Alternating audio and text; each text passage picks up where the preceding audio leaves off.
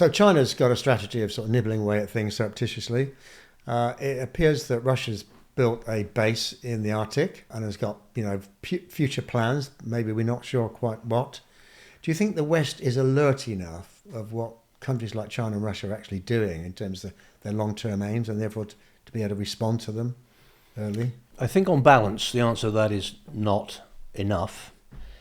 Going back to one of my earlier points, understanding who our enemies are and where are they coming from on some of this stuff.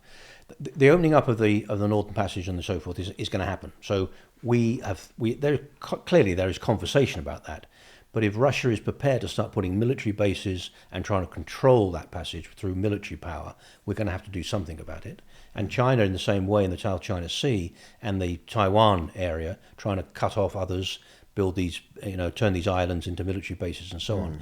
We seem to have been very reluctant to counter that, other than, conversations in the United Nations. And I'm not clear that we understand how we can counter that and what that should look like.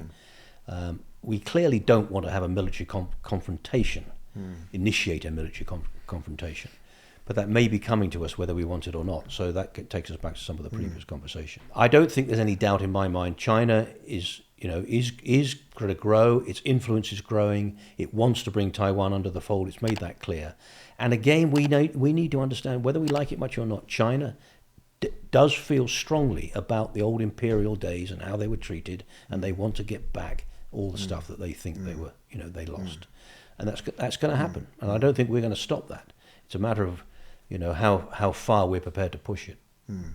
Maybe being a little generous then to Russia, maybe what they've done in planting a flag up there and putting a base is saying to the West, and when you come in here and try to take it over, actually I've got a negotiating chip, so you need to take account of me. Maybe, but I don't know is the honest answer. But I don't think it's as simple as that. I think the Russians will genuinely want to have significant control over that area. Okay. Understandably, actually, to some regard, because they'll see it as a flank that's now open.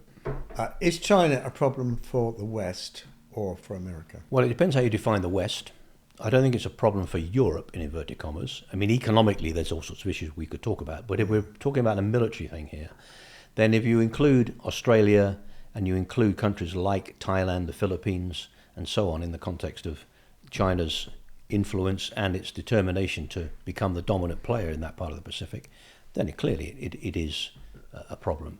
We're still a member of the five treaty, agreement with Singapore, Australia, New Zealand, etc. So we still have a foot in that part of the world, if you like. But I think if we talk about the West as in Europe and whether we're under a military threat from China over here, I don't think so. I don't think China wants to militarily expand beyond the borders of China. It wants to build economic strength. It wants to influence, obviously, particularly in Africa, and it's obviously the Belt and Pathway organization that it's running with. But I do think that its determination to secure Taiwan and the South China Sea and keep others out of it could lead to military confrontation. And America, obviously, but these other, Japan and these other nations I've referred to, will be engaged in that. They're going to have to be engaged in it, one way or the other.